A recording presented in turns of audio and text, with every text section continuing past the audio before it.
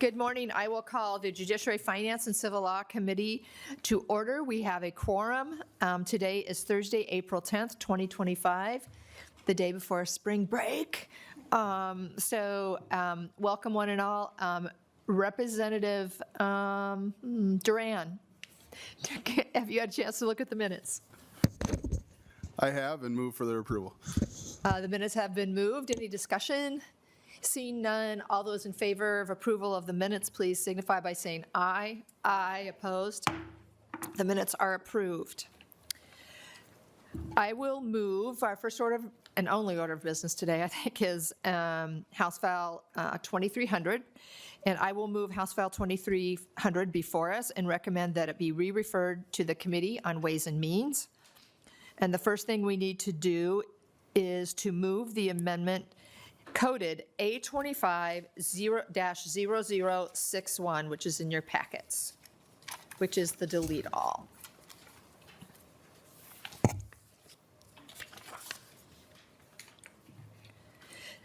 Nonpartisan staff, they walked through the amendment on Tuesday, and now we have an A4 amendment to the DE.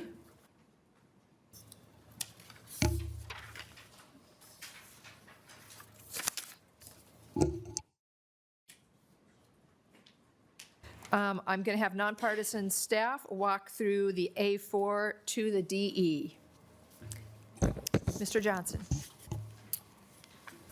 Madam Chair and members, this is largely a series of technical changes.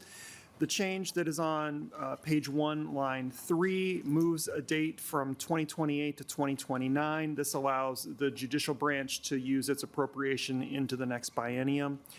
The change that's on 1.4 removes what we refer to as a boilerplate rider. This has been part of the Civil Legal Services appropriation for years. It is a number that was set years ago requiring them to spend a certain minimum amount on family law cases. It's my understanding they spend significantly more than that on family law, and so there's been a decision to just stop using that rider every 2 years. The changes on line 1.5 that runs onto page 2 replaces a section related to the report by the Guardian Ad Litem Board. This is related to their report on their personnel and their volunteers, the number of cases that they use, that they see, that they are assigned to, the hours worked, any complaints and reports related to those complaints. The change on page 2, line 3, deletes 2 sections from the uniform laws provision that is in the bill. And the change at 2.4 inserts the word business after 5. This section set a limit on the number of days a person had to, in effect, go and inspect documents provided in a data practices response, and it changed it from simply 5 days to 5 business days. That's the extent of that. Thank you, Mr. Johnson. Any discussion on the A4 amendment? Chair Liebling. Thank you, Madam Chair. I guess I just would like everyone to know that this is a totally agreed to amendment that we've been working on. Of course, every budget bill, after you do it, you find little things that need to be tweaked and fixed, and that's what this is. So Thank you, Madam Chair. Thank you, Madam Chair. Any other discussion on the A4? Seeing none, all those in favor of adoption of the A4 to the A25-0061, please signify by saying aye. Aye. Opposed? The A4 has been adopted. Representative Curran has the A6 amendment to the DE. Representative Curran. Yes, thank you so much, Chair. I'd like to move the A6 amendment and stakeholders. This is regarding the Judiciary, the Judge Protection on Property Records bill that's incorporated in our finance bill. Thank you, Chairs. So stakeholders had a meeting yesterday to clear up some final tweaks, and we came to some agreements. So the A6 reflects that meeting. It removes references to some staff that were inadvertently left in because we're trying to just narrow this to judges now to see how it works out. It adds a clause to ensure that property information found on websites like Zillow doesn't violate the law as long as they're not identifying who the property belongs to. It changes the fee structure, recognizing that different counties may have different costs. The language is now changed that they may charge up to $75, so they could choose not to charge anything, or they could choose to charge the full $75. And then there's also some cleanup language that was recommended by the Bar Association. Perfect. Thank you for that thorough thorough explanation of the A6. For further discussion on the A6. Chair Rarick.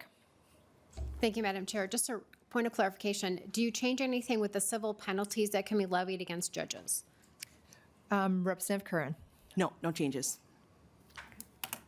All right. Any further discussion on the A6? Chair Liebling. Thank you, Madam Chair, and I just would again say that I appreciate this work, that the parties are still working together and trying to make the bill better and more workable and agreeable. And again, thank you, Representative Curran, for your continued work on this. And, you know, it's kind of a demonstration of how this all works. People can keep on working on it and refining and even catch up, do it in time to catch up with this bill. So thank you. Representative Curran. Thank you, Chair. And clarification, Chair Rarick, so we removed that in a prior amendment on this bill, so we haven't changed it since then. So where there were penalties imposed before, we already removed it. Yeah. Thank you for that clarification. Any further discussion to the A6? Seeing none, all those in favor of adoption of the A6 to amend the DE, please signify by saying aye. Aye. Those opposed? The amendment is adopted. I renew my motion that House File 20,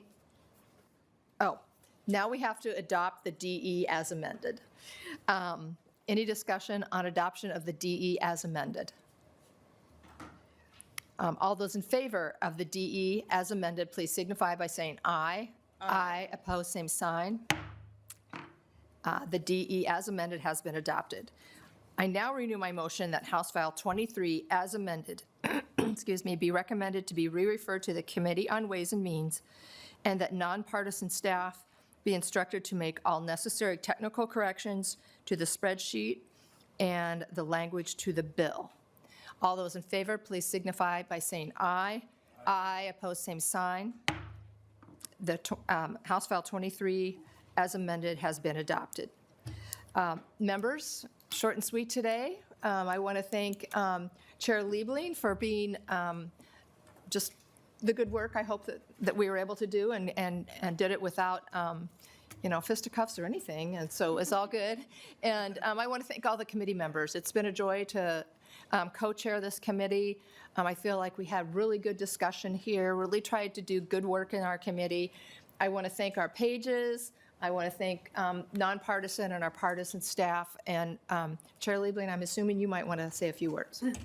Yeah, thank you very much, Chair Scott. And I really echo that. I especially, appreciate the work of all the staff, both partisan and nonpartisan. And we've had really wonderful working relationships. And obviously, we don't agree on everything. And obviously, the members of this committee don't agree on everything. But we have been able to put together, I think, a good bill that goes forward with the resources that we were given and has some good policy in there as well. And so I think this really does show that there are a lot of things that we can agree on, and just really appreciate our working relationship, and want to just thank all the members of the committee on both sides of the aisle. So thank you. Perfect.